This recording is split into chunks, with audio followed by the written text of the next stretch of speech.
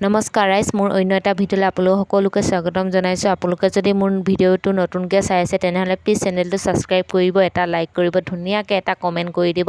আৰু আশা কৰিলোঁ আপোনালোকে ভিডিঅ'টো যদি ভাল পাই চাই স্কিপ নকৰাকৈ সম্পূৰ্ণকৈ ভিডিঅ'টো চাব বুলি আশা কৰিলোঁ।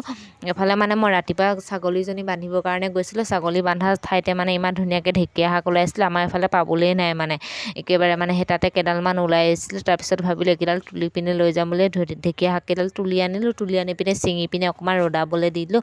যিহেতু ৰ'দালে মানে বিজলুৱা ভাৱটো গুচি গ'লে বেছি ভাল লাগে আৰু সেনেকৈ খাবলৈ। সেনেকৈ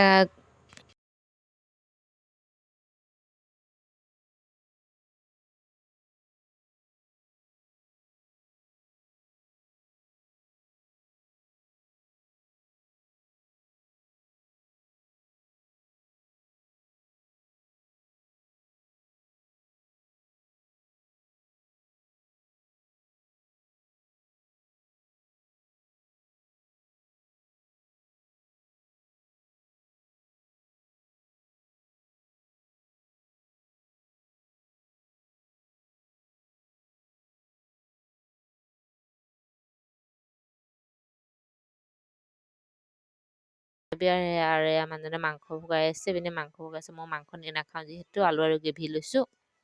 এফালে ভাত আৰু ঢেকীয়া বুট ভাজি সেনেকৈ আৰু দালি চালি আজি বনাই নাথাকিলোঁ, এনেকৈ খাম বুলি ভাবিলোঁ। তাকে আপোনালোকক অকণমান দেখাই দিলোঁ। এয়া দেখিছেনে কালাৰ, দেখিছেনে মাংস কালাৰ কি ধুনীয়া হৈছে। মানে অকণমান আন্ধা আন্ধা হৈ আছিলে যে লাইনটো নাছিলে, সেইকাৰণে মানে এনেকুৱা মানে হ'লেও কালাৰ দেখিছেনে। পিঁয়াজটো ৰাউণ্ড ৰাউণ্ডকৈ কাটি দিছে। কোনে কোনে খাই কমেণ্টত জনাবচোন, আহিব এদিন আমাৰ ঘৰত খাবলৈ।